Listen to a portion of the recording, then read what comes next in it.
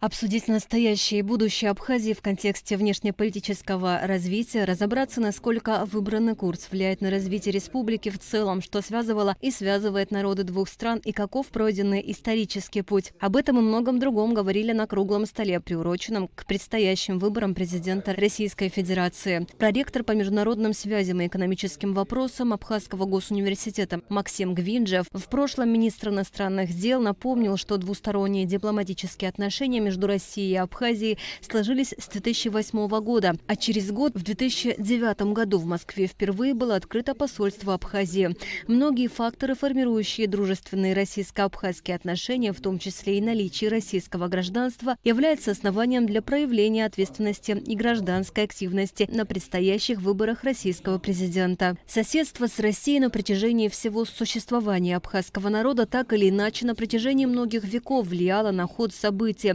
от чего напрямую зависела судьба маленького народа.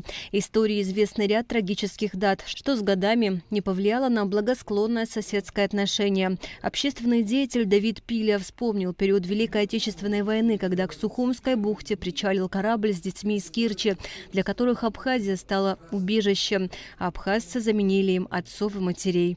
Детей вывозили из Керчи. Несколько тысяч детей. Взрослое население Абхазии было мобилизовано, чтобы этих детей по домам разобрали и работали с ними. Надо было детей кормить, одевать. Сама Абхазия была в то время, понимаете, 42-й год, но судьбу детей надо было решать. Это центральные власти таким образом распорядились. И мой отец в 42-м году с этого корабля забрал ребенка. На шее у нее висел трафарет, где было написано «Аня, 5 лет». И больше ничего не написано. К тому времени у матери было уже 5 детей.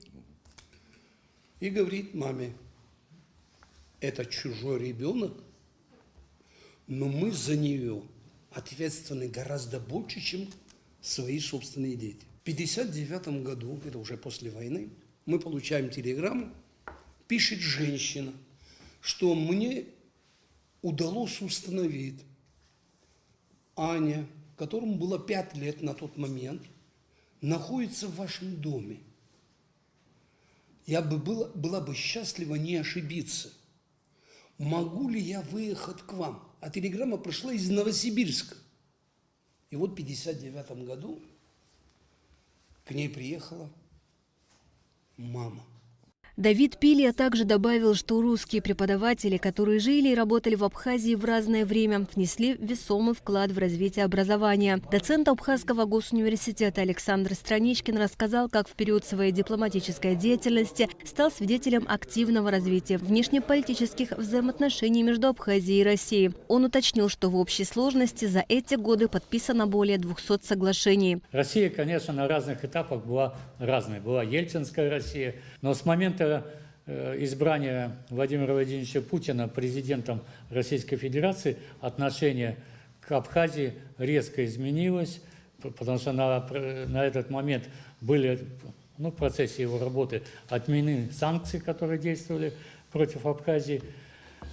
Еще в 2002 году было принято решение о предоставлении, то есть гражданства Российской Федерации, нашей республики, и там было проведено такое мероприятие, массовое принятие в гражданство. И один из моментов – это было решение в 2002 году пенсионного обеспечения граждан Российской Федерации, проживающих в Абхазии. Экономическая помощь, она была еще до признания. Александр Страничкин отметил, что политический вектор Владимира Путина позволил дать толчок в развитии Абхазии. Финансирование в рамках социально-экономического развития позволило восстановить ряд значимых объектов. Председатель Коммунистической партии Абхазии Бакур Бебе рассказал студентам о нынешней роли и преимуществах коммунизма, отметив особое внимание вопросам сохранения и развития традиций культуры коренных малочисленных народов. Основа коммунизма – это социальная справедливость.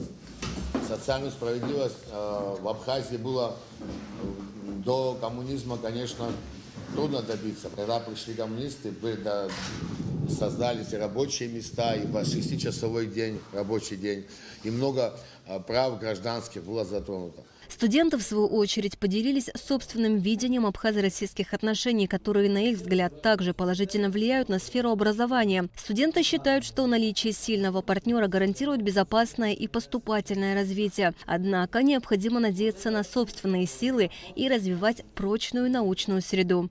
Физмате учусь. Также я прохожу практику в СВТИ у человека, который напрямую связан с ядерной физикой. Рудскоев Леонид Бекович. Он лично приехал с России, человек, который занимался радиацией в Чернобыле и в других крупных радиоактивных объектах. Почему он приехал, зачем он это делает, как нам понять его лучше, потому что то, что он знает, ему 75 лет, человек имеет огромный опыт в этой сфере, и он говорит, что здесь есть потенциал к развитию. То есть он приехал в страну, где он видит потенциал к развитию его направлений. Он считает это нужным. И у нас есть Геласурис, база СВТИ, которая до сих пор ведет разработки данных, которые в мире никто не знает. Будущее Абхазии заключается в уникальных знаниях, навыках, которые в мире нигде нельзя получить. Мы должны сами понять, что наша сила в нас самих. И уникальные знания дают силу. Касаемо выборов, студенты озвучили намерение проявить гражданскую активность и проголосовать на выборах, которые состоятся 17 марта. В Абхазии будет открыто 30 избирательных участков. Асида Малия, Эльдар Дамиров, Абхазское телевидение.